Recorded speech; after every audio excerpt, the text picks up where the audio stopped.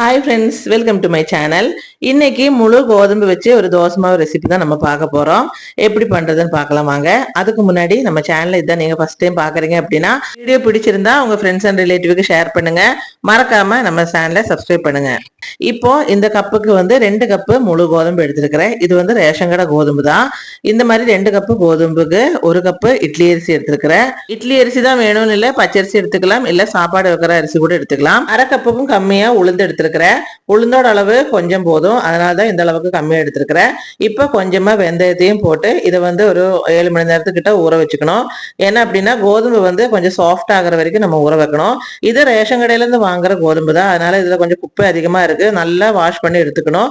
அந்த குப்பையில எடுத்ததுக்கு அப்புறம் இதை நல்லா கழுவி ஊற போட்டோம் அப்படின்னா ஒரு 7 மணி நேரத்துக்கிட்ட ஆகும். நல்லா ஊறி வரணும்.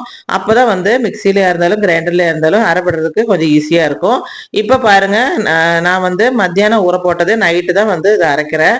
இப்ப நல்லா சாஃப்டா இருக்கு. நம்ம வாயில போட்டு கடிச்சோம் அப்படின்னா நல்லா சாஃப்டா இருக்குது கோதுமை. இப்ப ரெண்டையும் சேர்த்து 2 தடவை மிக்சியில போட்டு நல்லா நைஸா அரைச்சு எடுத்துட்டேன். ரொம்ப அப்படி நைஸா வராது, கொஞ்சம் தருதருப்பா தான் இருக்கும், ஏன்னா முழு கோதுமைனால.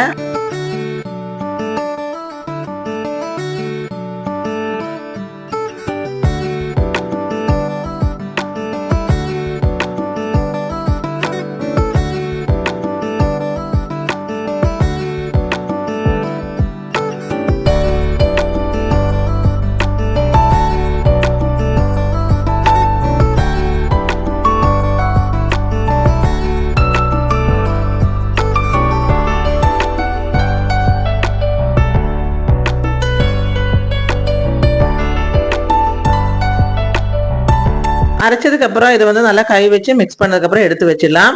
இப்போ அடுத்த நாள் காலையில மாவு பாருங்க எப்படி இருக்குன்னு. நல்லா சாஃப்டா ஆப்பமாவு மாதிரி இருக்கு பாக்குறதுக்கு. இதுல இப்பதான் நம்ம உப்பு சேர்க்கிறோம், நைட்டு சேர்க்கல. இப்ப உப்பு சேர்த்து நல்லா கலந்ததுக்கு அப்புறம் நம்ம தோசை ஊத்திக்கலாம். நல்லா சாஃப்டா இருக்கும். நம்ம கோதுமை கலக்கி ஊத்தும் போது அந்த தோசைக்கும் இந்த தோசைக்கும் ரொம்பவே வித்தியாசம் இருக்கும்.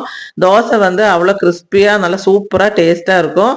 இந்த டிஃப்ரெண்ட் நீங்க செஞ்சு பார்த்தா உங்களுக்கே தெரியும் அந்த டிஃப்ரெண்ட். இப்ப லைட்டா எண்ணெய் ஊத்துனதுக்கு அப்புறம் தோசையை திருப்பி போட்டுலாம்.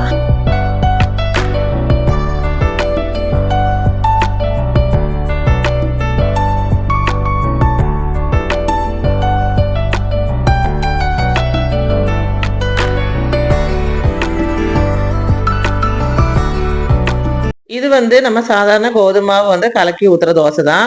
இப்ப இந்த தோசைக்கு என்ன வித்தியாசம் பார்க்கலாம் வாங்க. இது பாருங்க, கோதுமை மாவை கலக்கி ஊத்துன தோசை. இந்த பக்கம் இருக்கிறது நம்ம கோதுமை அரைச்சு வச்ச தோசை. இந்த தோசை ஈஸியா பிச்சிடலாம், நல்ல கிறிஸ்பியா இருக்கும். நம்ம நார்மலா தோசை சாப்பிட்ற மாதிரி தான் இருக்கும்.